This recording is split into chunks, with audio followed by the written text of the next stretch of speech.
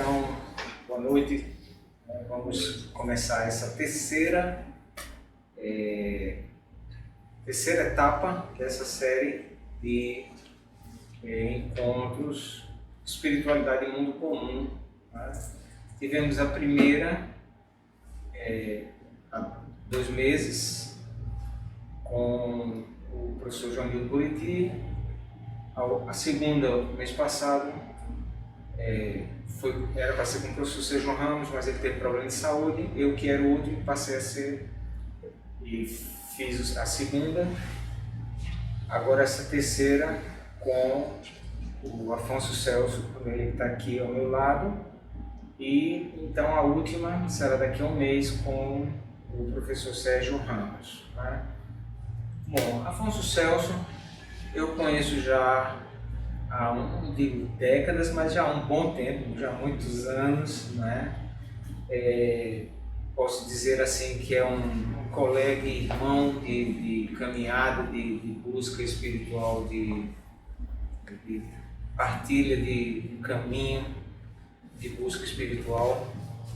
Afonso Celso, ele é engenheiro de muitos anos, formado, já aposentado, trabalhou aqui em várias empresas aqui em Pernambuco, e grandes grupos, e é também psicólogo de formação e exerce a profissão como psicoterapeuta. Né? Além disso, ele é um dos coordenadores, né, da implantação da Unipaz aqui em Pernambuco, que já tem trabalho que já tem muitos anos. Né? Também soube há pouco, conversando com ele, né, ou seja, o pedigree dele é muito bom, porque ele vem, né, de um contato com a casa Shri Aurobindo, na Bahia. Né? Foi o trabalho de um alemão, Wolf, que trouxe os ensinamentos de Shri Aurobindo para o Brasil, e foi aí o primeiro contato que ele teve com as tradições espirituais. Né? E isso o tocou, e até hoje ele está nessa trilha como nós, né? Caminhando, buscando sempre dentro das nossas imperfeições. Somos todos humanos, mas estamos nesse caminho. Então, assim, tenho muita alegria em ter aqui você conosco, Afonso. Eu sou muito grato por você ter aceitado esse convite de partilhar. Esse é um momento que a gente realmente, assim, é como se fosse uma partilha de um pão espiritual, né? De partilhar um pouco os nossos saberes e as nossas angústias. Né? Então, o nosso formato aqui, você fala, você tem um tempo aí tranquilo de 1 hora, 1 hora e pouca, e depois aí as pessoas começam um diálogo entre a gente. Né? Então você que está nos vendo aí no YouTube, né? Isso está ocorrendo hoje no dia 20 de outubro de 2019, aqui em Olinda, Pernambuco. Então, muito obrigado, Afonso. A palavra é toda sua. Bom, gente, é um prazer estar nesse ambiente aconchegante aqui com vocês, muito aconchegante mesmo, com a companhia desse companheiro aí, Policarpo. Vocês são novos companheiros. Então, o tema que foi proposto, espiritualidade e mundo comum. Eu acho que preciso complementar só um pouco dados biográficos, porque acho que é importante vocês sentirem um pouco de que lugar eu falo, né? E esse lugar é a partir de uma história pessoal. Então eu tive,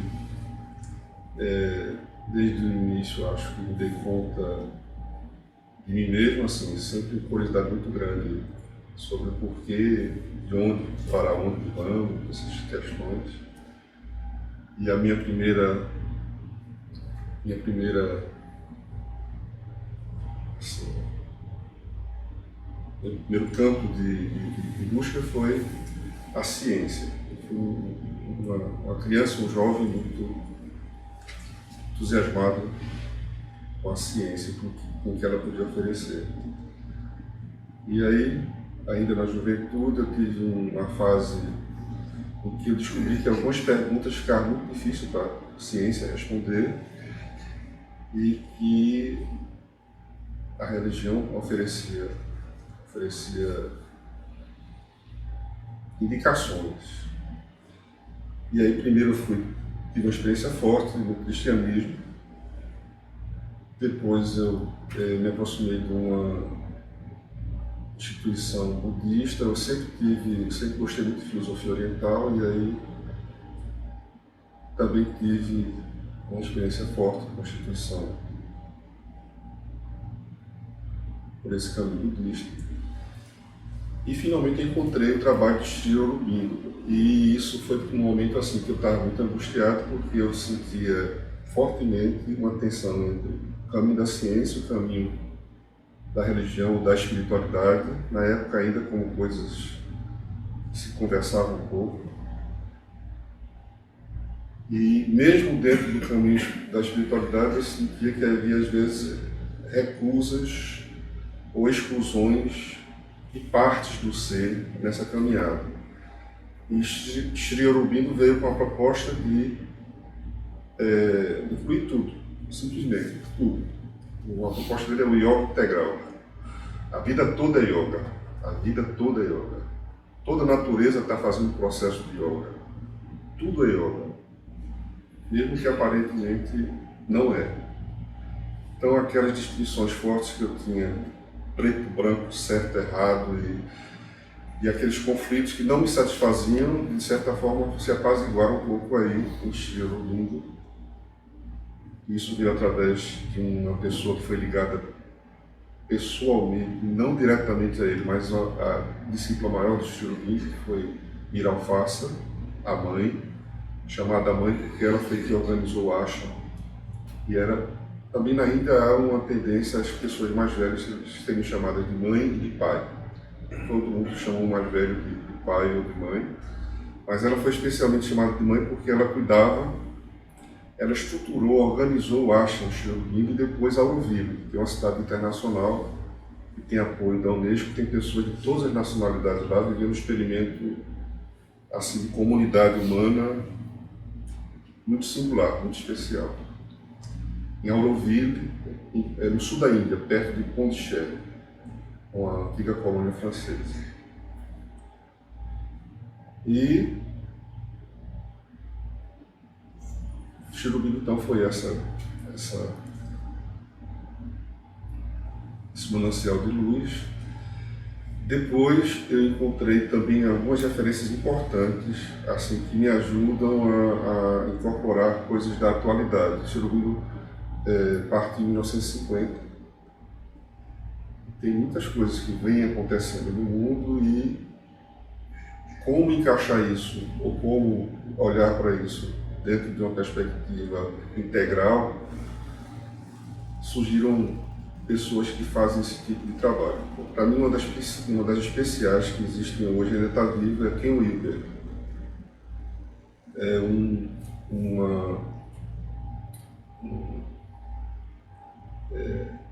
um autor, escritor, mas ao mesmo tempo meditante desde a juventude, assim, de uma capacidade incomum de sintetizar digamos assim, toda a abordagem, toda a história, todo o desenvolvimento oriental, em termos de psicologia, como ocidental. Não de uma forma superficial. Ele é um sujeito que consegue fazer mergulhos profundos, cortes profundos na teoria de Freud, de Lacan, e fazer vínculos com a tradição oriental. E ele organizou isso de uma maneira muito muito especial também. Enfim, é um trabalho magnífico. Alguns dizem que vai ser um trabalho só reconhecido daqui a algumas décadas ainda, porque o que ele oferece é uma coisa realmente majestosa em termos de síntese, de abraço integral, incluindo todas as ciências, porque é um sujeito também de uma mente, assim, de uma capacidade impressionante. Ele mergulha na física, na matemática, na biologia, na sociologia, e vai pegar as principais fontes desses campos de conhecimento. E, às vezes, uma dessas fontes só levaria uma vida inteira para você conseguir extrair um sumo. Ele consegue pegar os pontos e, sabe, pensar de uma maneira muito especial. Então, Ken Wilber é uma figura importante, e Rudolf Steiner, que é o fundador da antroposofia, que também tem um trabalho muito importante nesse processo de síntese. Rudolf Steiner foi, voltando mais para o início do século passado, né, mas ele foi uma determinada época foi secretário-geral da Teosofia para a Alemanha. Então ele está muito ligado ao movimento teosófico no mundo, e em determinado momento ele se separa desse movimento e cria a antroposofia. A teosofia tem um viés mais budista e ele é um viés mais cristão, por causa de experiências pessoais que ele teve. Então, para ele,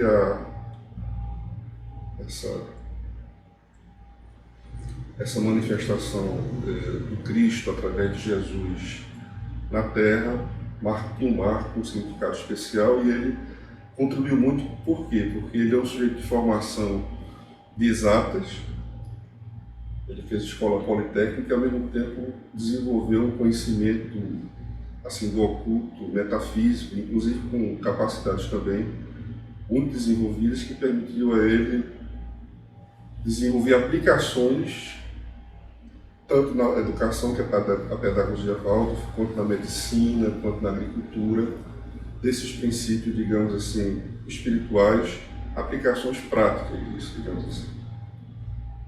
Então, essa, mais ou menos, as minhas pegadas no caminho. E, para terminar, mas não para culminar, porque parece que isso vai para o céu, né? Eu, em determinado momento, e aí eu acho importante essa mudança, porque eu passei por um processo de forte mudança pessoal. Aí entra uma coisa muito importante que tem a ver com o tema mais tarde que a gente vai falar. Quando se idealiza muito um processo e às vezes se identifica muito com uma espécie de eu idealizado, a gente termina se afastando da nossa própria realidade. E aí o que me ajudou a trazer para o chão, ao tocar no chão, foi o velho Freud. Então a minha última pegada, não a mais alta, mais elevada talvez, mas a mais assim, e me ajudou a ter uma medida mais humana de mim mesmo, mais, enfim, mais realista, foi o velho Freud. E eu atualmente, inclusive, clinico com a base freudiana. Acho que, como a maior parte das nossas questões começam na primeira infância, se a gente conseguir usar bem o que Freud oferece, a psicanálise oferece, a gente consegue resolver, ajudar muito. E aí tem algumas outras coisas que são de outra ordem, de outra dimensão, mas eu acho que é mais aconselhável começar pelo que é mais simples, digamos, mais próximo, mais perto, do que você começar já por questões assim que remetem a outra existência ou coisas desse tipo. Então, hoje eu tenho, digamos assim, um objetivo, uma ambição um pouco mais comedida com relação a essas coisas. Aí vamos agora para essa questão que se coloca para a gente. Então, tem aí vários elementos que algumas pessoas podem já ter conhecido, que vou explicar porque eu falo como falo. Eu pensei em, além de colocar esse preâmbulo pessoal, colocar também uma perspectiva antropológica, uma espécie de pressuposto de visão de mundo. Porque, no fundo, o que a gente vinha falar sempre está sempre apoiado em algumas suposições, né? Crenças, o que seja, e como a gente vê o mundo e percebe como isso se encaixa. Tem a ver com essa história também pessoal. Mas, assim, existem referências, o que o Iber, inclusive, oferece. Eu trouxe aqui, depois eu mostro a vocês uma referência muito interessante. Éden, queda ou ascensão. Éden, queda ou ascensão. E existem outros pesquisadores da consciência, como ele faz nesse livro, que faz uma espécie de arqueologia não do desenvolvimento fisiológico, físico do ser humano ao longo do tempo, mas os processos de consciência a partir dos sinais que os seres humanos deixaram através das eras. Sinais através de desenhos, de arte, de todos os sinais. Então, uma espécie de arqueologia da consciência. E o que é que a gente tem? De uma forma geral, todas as tradições de filosofia perene falam de uma origem, e é bom a gente começar desse momento aí para a gente chegar até o momento que a gente tem agora, pelo menos segundo esse caminho. O momento em que a gente, de certa forma, a gente pode se considerar um estágio pré-humano, uma existência paradisíaca ou edênica, onde a gente não tinha ou não se via separado do todo ou do resto, porque a gente não tinha ainda uma consciência de si, ou um eu separado desse todo. Então, é compreensível que todas essas filosofias perenes, essas religiões mais, de alguma forma, remetem a esse tempo mais arcaico, falem de um tempo paradisíaco sem sofrimento.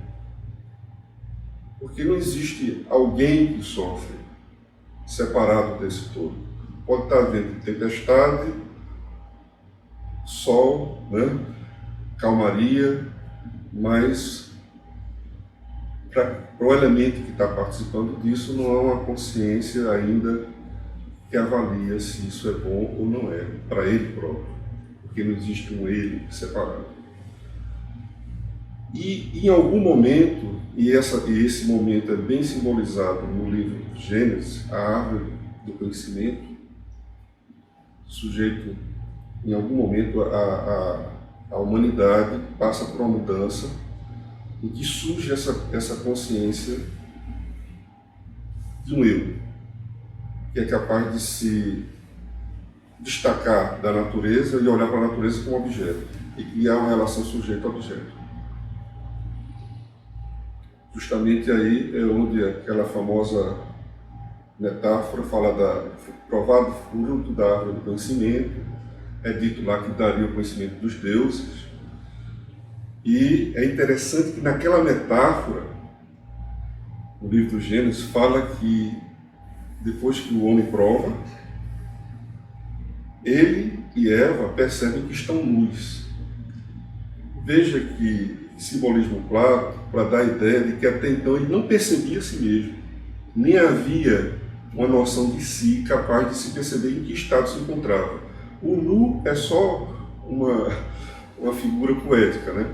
Mas o fato é que ele não tinha consciência de si. E aí eles são expulsos do paraíso. Para todas as tradições religiosas, de uma forma geral, essa saída é sentida como uma grande perda. Imagine que realmente é, porque o sujeito estava como a gente estivesse no útero da mãe, envolvido inteiro com aquele útero, e de repente a gente é expulso. Não é à toa que a maioria de nós nasce chorando. Né? Essa saída e essa percepção de que existe um outro diferente de si, a gente não tem noção do que a gente sentiu logo no início, quando a gente veio ao mundo, mas é porque deve ter sido um choque tão forte que a gente, de alguma maneira, a gente recalca um pouquinho para amortecer. Mas é um processo em que a gente pode se imaginar assim, saindo de um ambiente onde a gente estava inteiramente seguro, ou a gente nem se percebia como algo a se sentir seguro, mas era, enfim, a gente era o todo, era onipotência, onipresença. De repente a gente se vê uma gota que sai do oceano, dentro de um oceano revolto, digamos assim. Então, é desesperador essa experiência. Né? Por isso que, de uma forma geral, as tradições sempre falam que isso é como uma perda, uma queda, uma entrada no sofrimento. E é interessante que o termo que se usa no Velho Testamento, Adão, tem um historiador francês chamado Edouard Escourret, é antropólogo também, e ele fez umas descobertas assim impressionantes. O Berthold cita, inclusive, também esse detalhe.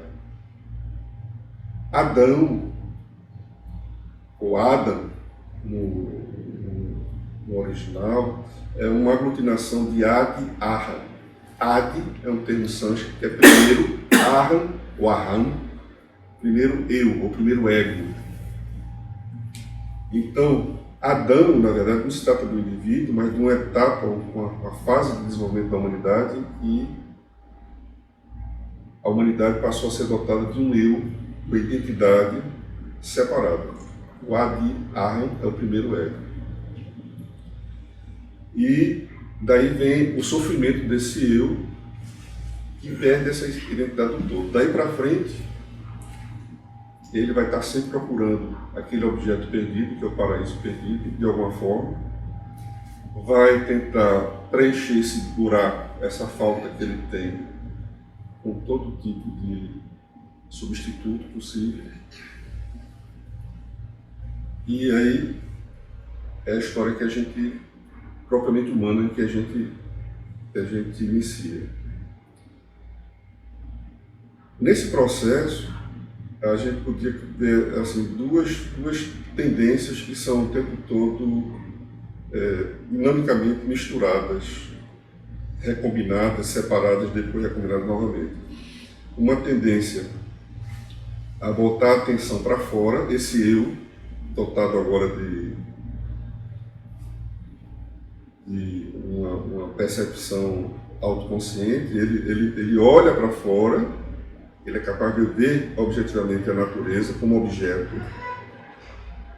e ele também sente medo, raiva, fome, repercussões que não são somente do instinto físico, mas ele sente também emoções, enfim, uma dinâmica interna, ao mesmo tempo que ele é capaz de olhar para fora e ver uma dinâmica externa. Então é como se houvesse agora duas possibilidades de desenvolvimento ou de focalização dessa consciência, uma para fora e outra para dentro. Uma para o fenômeno, outra, digamos assim, para o número. Para fora, você teria a possibilidade de desenvolver a razão, para dentro a intuição, ciência, conhecimento espiritual, caminho da cabeça, caminho do coração. Então, basicamente, é como se a gente tivesse, na hora em que se organizou esse eu separado, a gente tivesse essas duas formas de interação com o mundo, externo e interno. Porque esse eu, ele está entre os dois. ele antes não tinha divisão, ele passou a ser um sujeito também dividido. Já desde o início, entre uma realidade externa e interna. Já começa a ser crucificado ali.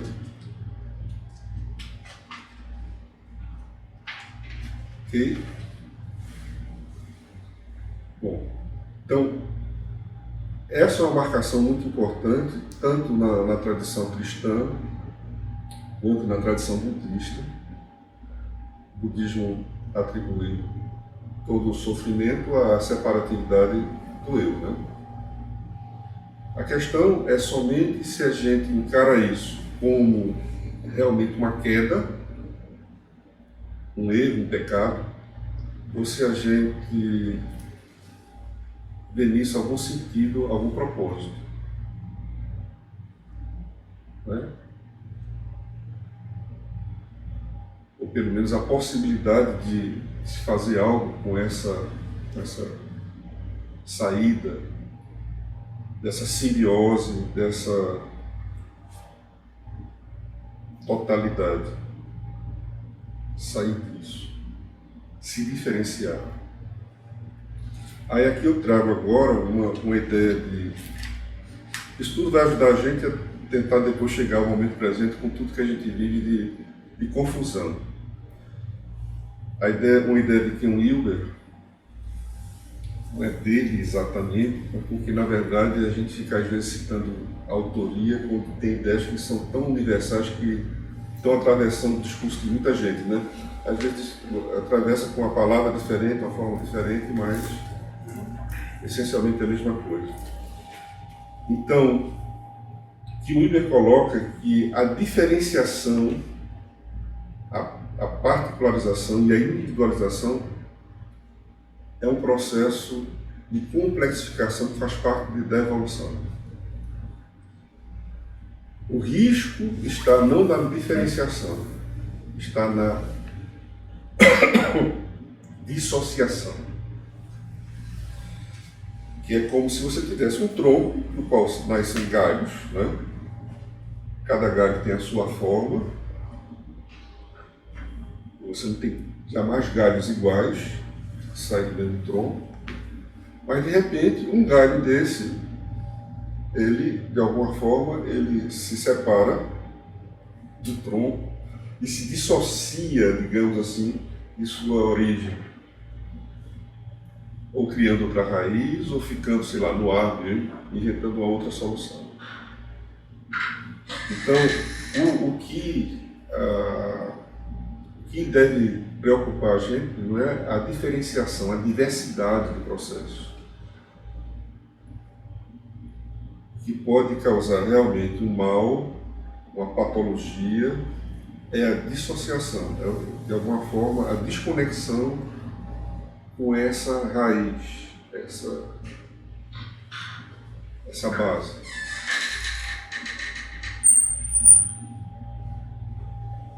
Então essa é uma ideia assim, que eu acho importante para a gente, talvez... Obrigado. Vou já aproveitar.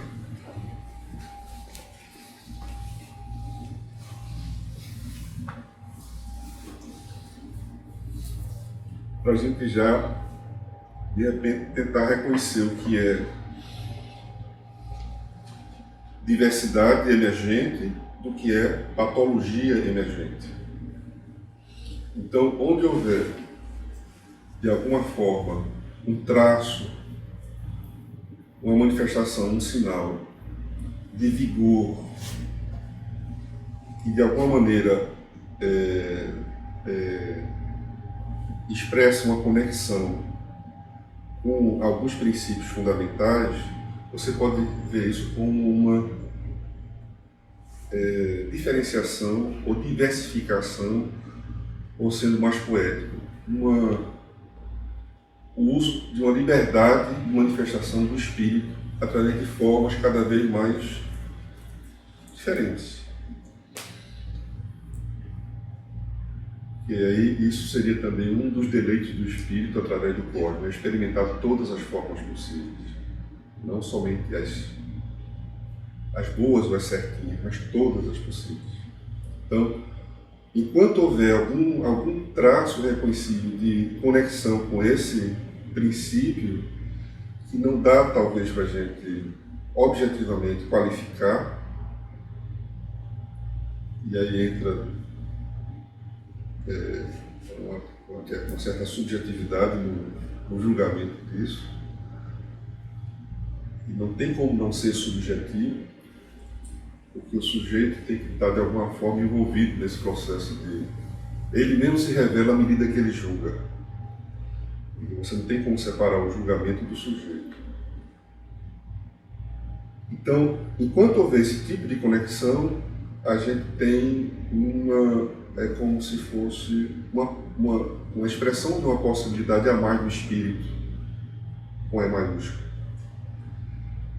Mas se de alguma forma a gente não percebe nenhum tipo de conexão, de vinculação com essa fonte, há um risco. Ou mesmo que haja alguma conexão, mas de alguma maneira o movimento tende a gerar uma perda de conexão, uma alienação desse processo, aí há um risco de ser patológico.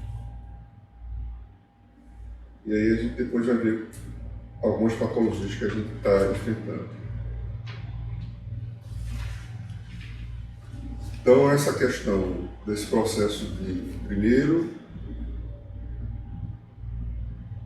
surgimento de um eu separado, que cria uma relação entre sujeito e objeto, onde a natureza, inclusive, passa a ser tratada como objeto, eventualmente o outro passa a ser tratado como objeto, um semelhante passa a ser tratado como objeto, por esse eu. Isso pode ser a origem de uma patologia também. Depois, o reconhecimento de que esse eu, essa separatividade, não necessariamente é uma queda, mas é uma possibilidade de diferenciação do ser com, digamos assim, do ser maior, do ser total, do ser supremo, através de miríades de possibilidades que se manifestam através dos eus de cada um de nós, dos egos mesmo. Então, o que é que a gente tem agora no cenário da vida atualmente? Alguns aspectos, assim, gerais. Em termos de coisas positivas, a gente tem muitas coisas positivas. Às vezes a gente fica muito impressionado só com as ameaças. Mas a gente tem, ao mesmo tempo, coisas muito importantes acontecendo. Se a gente lembrar que em tempos medievais, quando chegar à antiguidade e até a modernidade, a vida tanto de pessoas quanto da natureza praticamente não tinha tanto valor, né? Você tinha, na Idade Média, um senhor feudal que podia, se tivesse de mau humor, mandar, a comida ficou mal feita, ou não gostou da comida, podia mandar eliminar o serviçal que foi responsável por aquele banquete mal sucedido. Então, esse tipo de desrespeito ao outro eu... Esse é o resultado principal. Quem é esse? Geralmente é aquele negócio de Google. Deixei ele silencioso, mas parece que ele não ficou silencioso, não. Posso... Cuidado aí no copo. Posso Pode, silenciá-lo realmente?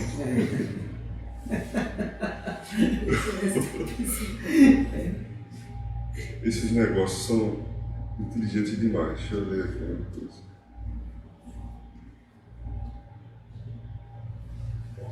De vez em quando entra no meu, eu faço tchau, Google, tchau, Google. Ele demora para compreender. Mas assim, a vida do indivíduo, a vida de um indivíduo, apesar de todas as coisas que acontecem, mas, por exemplo, uma mulher vai ser apedrejada agora lá no país muçulmano porque traiu o marido e tem aquele ritual, né, de enterrar até o pescoço e jogar pedra na cabeça da mulher adúltera. Isso causa uma comoção e causa uma movimentação. E isso, de alguma maneira, incomoda. Então, a gente teve uma Declaração Universal dos Direitos Humanos. Ao mesmo tempo, a questão da natureza, a preservação da natureza, ela nunca foi tão assim, abstraindo dos acontecimentos locais aqui no Brasil, né? Mas isso nunca foi tão levado tão a sério, né? De uma forma coletiva, quase global. Então, veja, são grandes avanços que aconteceram em respeito à vida humana, em respeito à natureza, em respeito ao ambiente. A possibilidade de troca de conhecimento, de democratização do conhecimento através da tecnologia, das comunicações. Então, são coisas assim fabulosas. A própria ciência oferecendo, através da física, uma pontes para uma reconciliação entre ciência e religião, né? A gente viu na primeira fase da nossa história, antiga e medieval, o domínio da religião. Na Idade Moderna, a razão ganhou forças e quase não, se tornou totalmente independente e antagônica até à religião mãe. E a gente agora tem, assim, a própria ciência, de alguma forma, oferece meios para se reconciliar com a religião. A física quântica oferece, assim, situações, fenômenos que você só encontra semelhança na experiência espiritual. Também isso não é motivo para se chamar tudo de quântico, né? Também virou moda essa história. Tudo é quântico, quântico, quântico, e na verdade isso é uma confusão. Mas o fato de haver simetria, de haver analogias, abriu muito espaço para se falar de questões espirituais dentro da própria ciência. O grande precursor disso foi Fritjof Capra, tal da física. Mas a gente tem ameaças.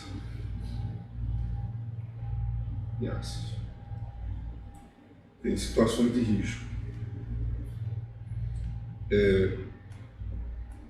Uma delas, que veio junto com essa valorização do indivíduo, do eu, que antes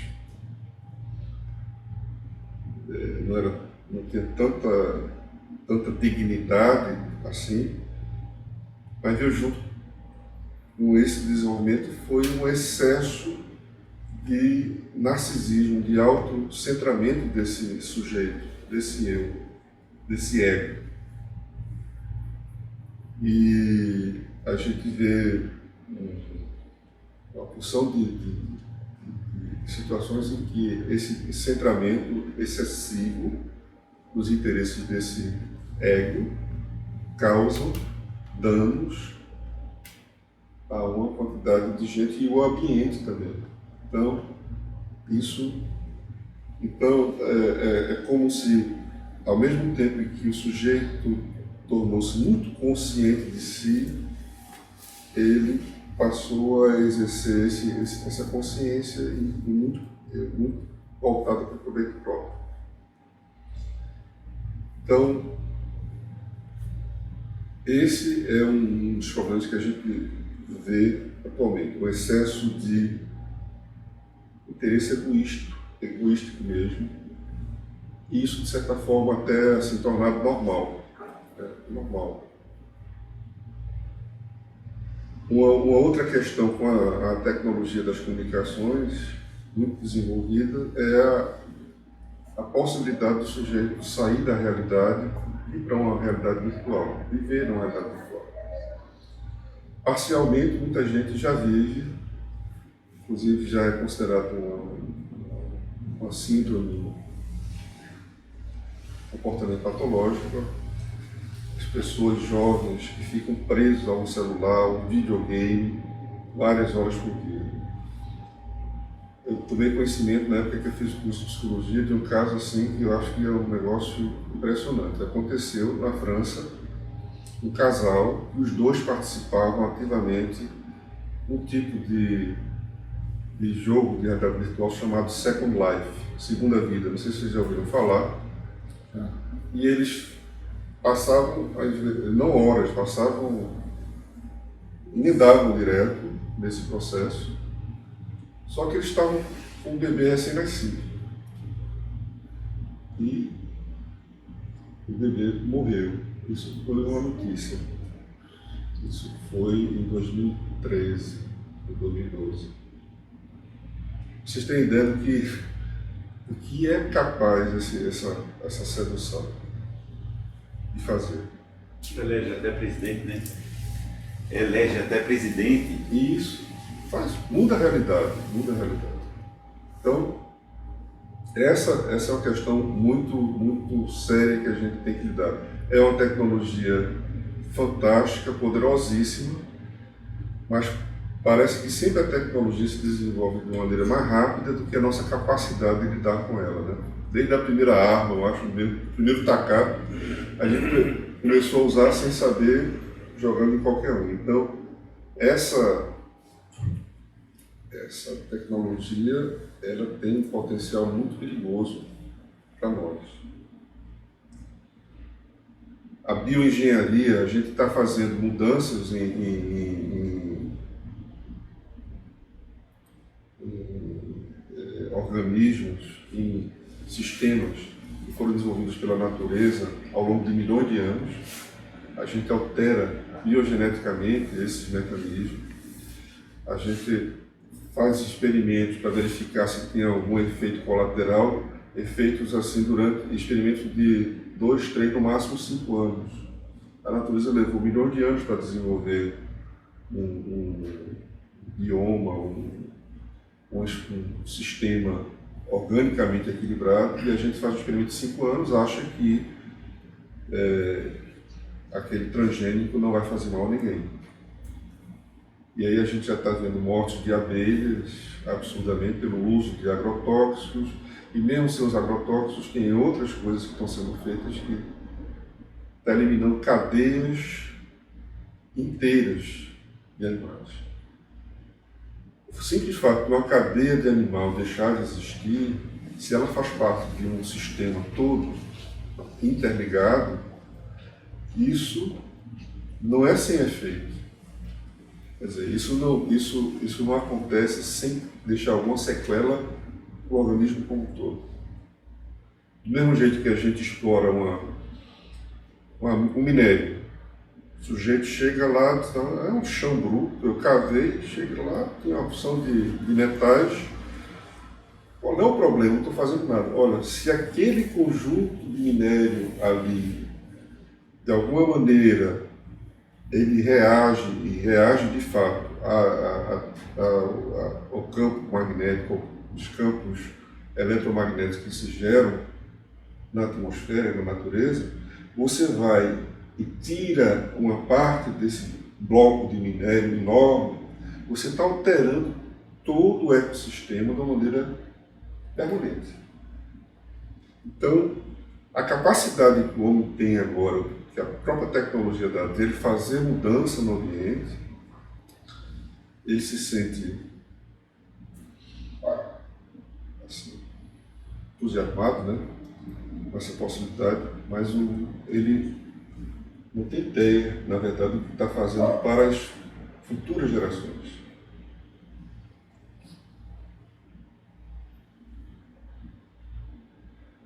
Com relação ainda a essa questão das comunicações, um fenômeno que a gente vê também hoje é essa formação de bolhas virtuais, onde as pessoas vivem dentro de um conjunto de informações que fazem todo sentido para elas. O mesmo fato gera uma representação numa bolha e é uma representação oposta na outra bolha.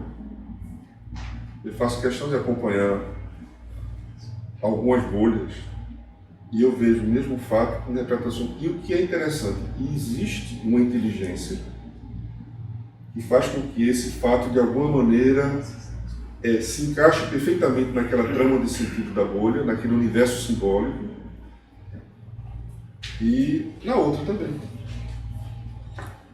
Então, como é que você se orienta nesse processo? Se você não tiver realmente uma disposição sincera de encontrar a verdade, se você for com apriorismos ou preconceitos ideológicos, mesmo que sejam preconceitos ideológicos, entendeu? Você vai ser mais uma vítima de uma bolha. Talvez o maior risco que a gente tem atualmente é achar que a gente não é ou não está sendo influenciado por alguma bolha ou por algum tipo de... O maior risco que a gente pode estar sofrendo é esse, é achar que nós estamos acima desse risco. Isentos. E a gente não está. Não está. E aí, aquilo que a gente viu no começo, e a saída daquele Éden, que deixa esse sujeito marcado por uma profunda saudade dessa inteireza. A gente tem um pouco da saudade da infância, porque na infância a gente não tinha esse eu ainda, esse ego tão estruturado, e era um tempo em que a gente se misturava e se relacionava quase sem barreiras com os outros e com as coisas também. Até com as coisas a gente se relacionava. Eu imaginava que aquele cavalo de pau era o cavalo de verdade, e aí a gente ouvia e falava com ele. Essas barreiras não existiam. Então, essa saudade que a gente tem dessa inteireza, que a gente de alguma forma perdeu, toda vez que a gente tem uma situação de risco, uma situação de crise, um medo, a tendência é a gente de alguma forma procurar se refugiar naquele local de segurança. Esse local de segurança não seria necessariamente a infância, mas são aquelas crenças, aquelas ideias que em algum momento, durante uma fase da vida, nos serviram de abrigo. E aí, uma das coisas que a gente está vendo nesse momento agora é a eclosão no mundo todo dos fundamentalismos, radicalismos, tanto ideológicos quanto religiosos. As pessoas, assim, assumindo de uma forma muito radical esses fundamentalismos. Do ponto de vista, digamos, psicológico, ou psicanalítico, é muito previsível que numa situação de crise do ego, onde ele se vê inseguro, ou por um risco, uma ameaça real, ou pela simples mudança que a gente está vendo hoje em dia, o mundo está mudando muito mais rapidamente, de tudo que, principalmente por conta da tecnologia. Então, lidar com essas mudanças muito rápidas, e se essas mudanças de alguma maneira têm um marcador, um indicador de risco, a segurança física, a segurança emocional, a propriedade desse ego, o que for, leva esse ego a procurar refúgio, do mesmo jeito que a gente tem saudades daquela infância, naqueles abrigos que oferecem mais segurança a ele, mesmo que sejam aqueles, assim, aparentemente mais infantis e primitivos. Mas ele se sente seguro aqui, ali. Por quê? Ali ele tem clareza de que isso é mal, que isso é bom, que o mal deve ser excluído, deve ser eliminado, para que o bom prevaleça. Então, o sujeito que está vivendo numa situação de grandes mudanças, num ambiente de grande mudança, onde a certeza quase não existe mais. A própria ciência não oferece mais certeza, nem a matemática, nem a física. Lidar com essa incerteza é muito difícil. Então, retornar a essa casa de paredes grossas, fechadas, janelas pequenas, dá uma segurança muito grande para algumas formas de estruturação subjetiva. Então, esse é um dado que pode ajudar a gente a explicar ou compreender que essa tendência à radicalização, ao fundamentalismo no mundo todo. Nós estamos passando por um processo de mudança de paradigma na humanidade, saindo de um paradigma extremamente mecanicista, newtoniano, cartesiano, baseado em certezas, não em certeza de Descartes, que gostava da incerteza como método, mas a certeza prometida pela ciência. E a gente tem que lidar com incertezas.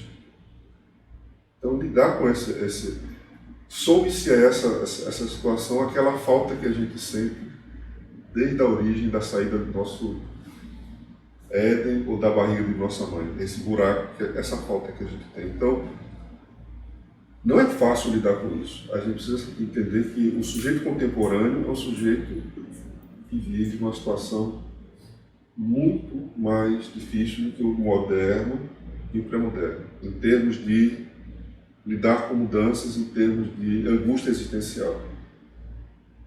Então, se alguns indivíduos radicalizam, não é necessariamente porque eles estão querendo agredir você de alguma forma, porque eles estão querendo sobreviver. Eles têm medo. Eles têm medo. Então, para concluir, o desafio para a gente seria a gente tentar lidar com essa diversidade que é resultado de uma diferenciação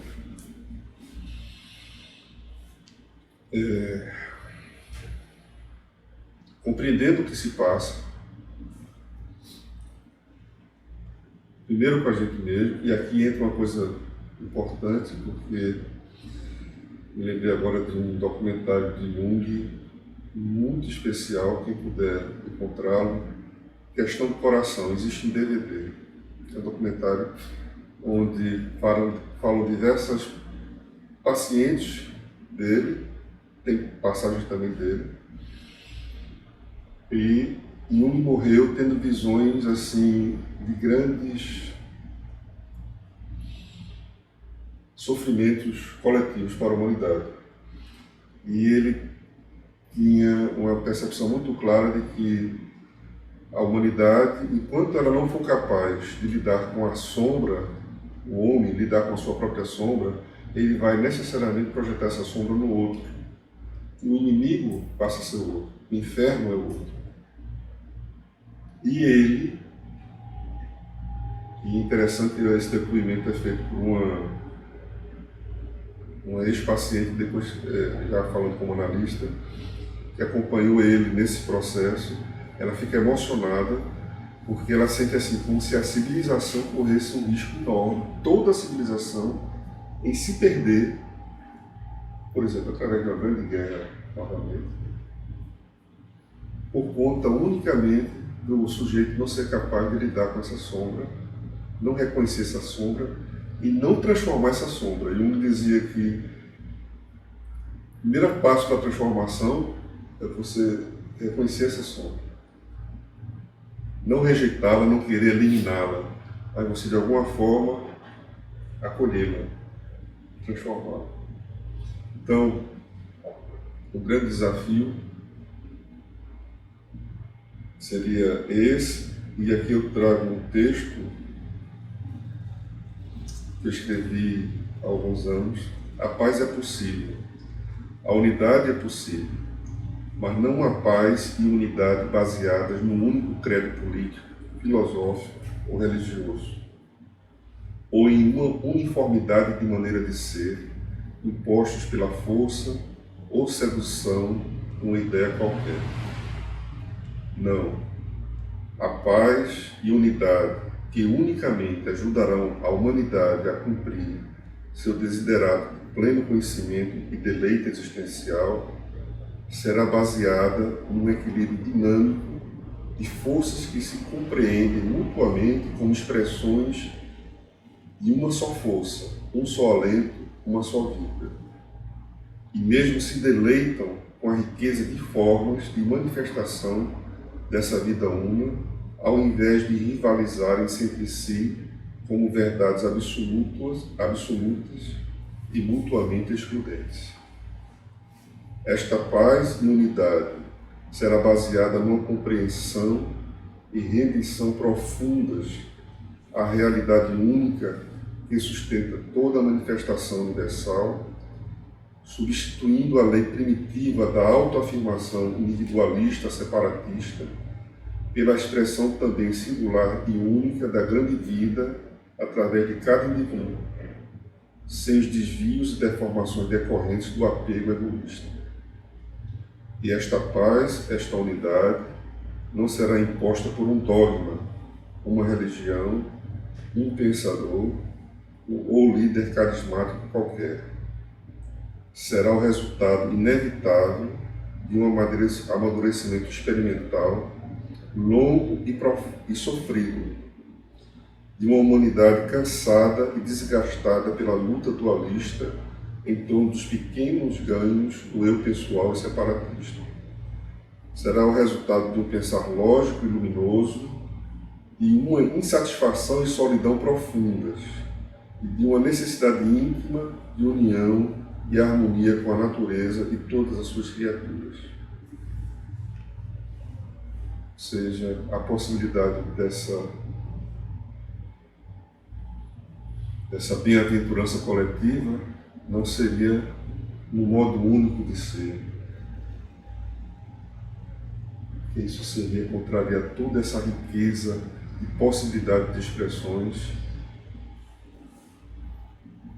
mas seria ser capaz de reconhecer em cada uma dessas formas a vida única que está se expressando através dela.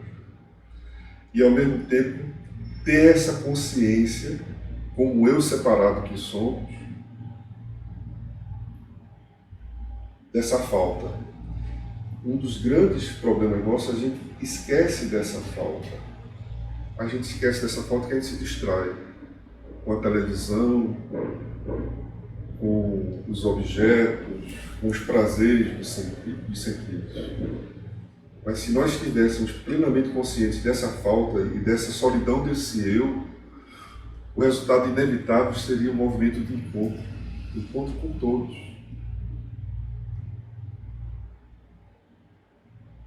É como se a gota quisesse voltar para o oceano. E aí, muitas das barreiras seriam amenizadas, dissolvidas.